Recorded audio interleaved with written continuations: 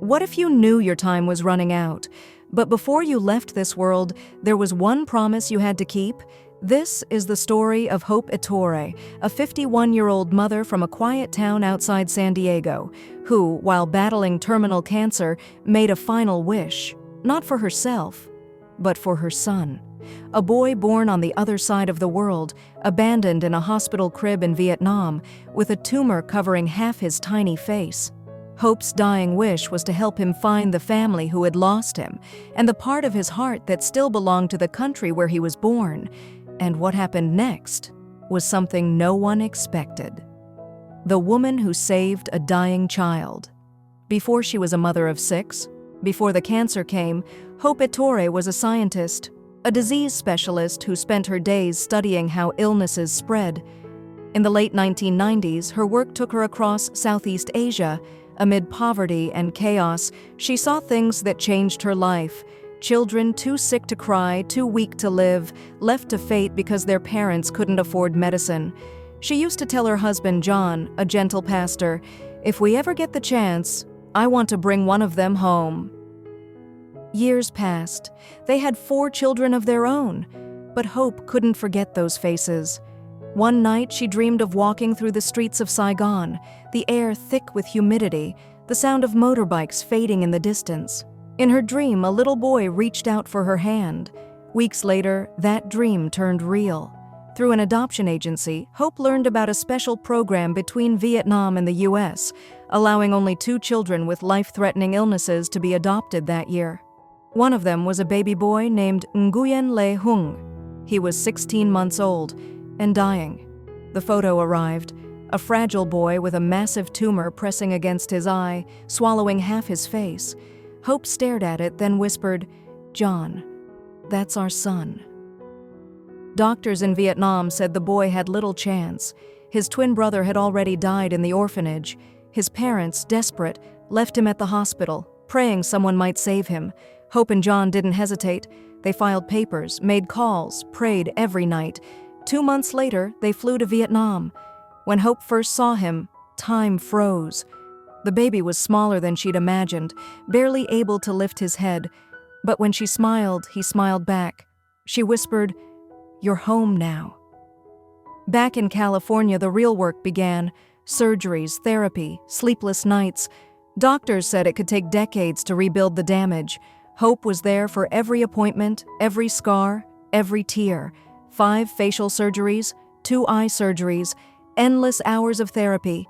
And yet she never saw tragedy, only a miracle in progress. "He's not a charity," she would say. "He's my son." They named him Samuel, meaning God has heard.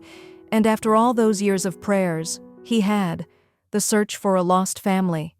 For 17 years, Samuel grew up as an American boy. He loved baseball, pancakes, and video games. He spoke English with a California accent, laughed easily, and made everyone around him feel lighter. But deep inside was a quiet question: who am I? Really? His mother told him everything she knew. His Vietnamese name, the orphanage in Go Vap, a birth certificate listing a father, Le Xuan Hung, and a mother, Nguyen Thi Lien, from Binh Phuoc province. But that was all. Every few years, Hope tried again, calling agencies, writing letters, asking friends, but no luck. Vietnam's old records were scattered, incomplete. Then, in 2021, tragedy struck again. Hope's cancer returned. It had first appeared in 2015. She fought. She won. It came back in 2019. She fought harder. She won again. But in 2021, the doctors looked at her with the same eyes she once had when giving bad news. Stage 4. No cure. That night, at their kitchen table in Ramona, she looked at Samuel and said softly, "Before I go, I want you to know where you came from. I want you to meet your family." Her dream was simple. One last trip, back to the country where Samuel was born, to reunite him with the people who once had to let him go.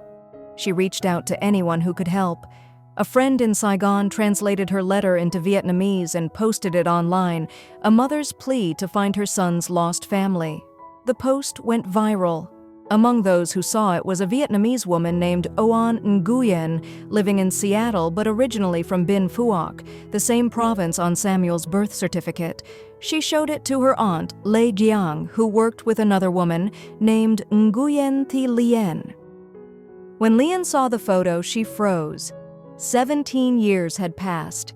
She had told herself her son was gone forever, but there in front of her was a face she could never forget. The same eyes, the same gentle smile, alive. She fell to her knees and wept. Within 48 hours, Hope and Samuel received a message that changed everything. "We found them. Your family in Vietnam is alive." Hope cried for hours. Her voice trembled as she told Samuel, "You have a father, a mother, a grandmother, waiting for you." The journey home. In August 2023, Samuel, now 17, boarded a plane to Vietnam for the first time since he left as a baby. Beside him sat his mother, Hope, frail but radiant. She had lost her hair again from chemotherapy, but her spirit was unbroken. "This," she whispered, "is the miracle I was waiting for." They landed in Ho Chi Minh City and drove north to Binh Phuoc, past rubber trees, small villages, children playing barefoot by the roadside. When they reached the house, a crowd had gathered. Neighbors, relatives, friends. Samuel stepped out, heart pounding. A woman stood at the gate, trembling. Her hands covered her mouth, tears streaming down her face. Behind her, an older man clutched his chest, afraid this moment might vanish if he blinked. Then, softly, the woman whispered, "My son." Samuel walked toward her. When she embraced him, 17 years of silence broke into sobs that echoed through the yard. Hope stood behind them, hand over her heart, tears falling. Later, they sat together in the small living room. Hope told the story of how she had found Samuel, how she and John fought for his surgeries, how they prayed every night for his healing. And then she heard the other side, the story of two young parents, too poor to pay for treatment, forced to leave their baby behind so he might live. Samuel's father said quietly, "The doctor told us to leave him there. We had no money. We thought maybe someone would help. We didn't know if he'd survive." His mother, Lien, had spent years crying over his photo, the only one she had, praying he was safe somewhere. That night, they visited Samuel's grandmother. She hugged Hope tightly and said through the translator, "Thank you for saving our child. Thank you for giving him life." For 2 days, the families lived as one. They drank coffee in the mornings, walked through the rubber fields where Samuel's father worked. Lien cooked every meal with trembling hands, soups, grilled fish, rice wrapped in banana leaves, dishes she had once dreamed of feeding her baby. Hope watched silently, smiling through tears. Before leaving, Samuel promised he'd return. He hugged his mother, father, grandmother, and for the first time said the words he'd waited all his life to say, "I love you, Mom." Love multiplied. When they returned to California, Hope's health began to fade. The cancer had spread to her bones, but she never stopped smiling. "I'm at peace now," she said. "My son knows who he is. My story is complete." Samuel, now studying to become a chef, spends his days cooking for his family, making his mother laugh with his quiet humor. He calls his Vietnamese family every week, practicing his language, promising he'll visit again soon. Hope often sits nearby, wrapped in a blanket, watching him cook. Sometimes he looks at her and says softly, "I love you, Mom." And she answers, "I love you more." People often ask if she's afraid Samuel, now connected to his birth family, might love her less. She always laughs. "Oh no. Love doesn't divide, it multiplies. My son has 2 families now, 2 mothers, 2 homes. That's not a loss, that's a blessing." Then, her voice soft but steady, "The world would be kinder if more people understood that family isn't about blood. It's about love and the courage to give it away." In her last letter to Samuel, Hope wrote, "You were born twice, once by a woman who gave you life, and once by a woman who refused to let you die. Both of us love you more than life itself. Now go and make that love known to the world.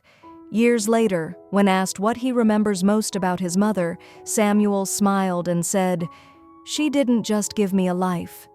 She gave me back my story, and in that story, across oceans, across years, across two families, Hope Ettore's name still lives, not as a scientist, not as a patient, but as what she always was, a mother who kept her promise."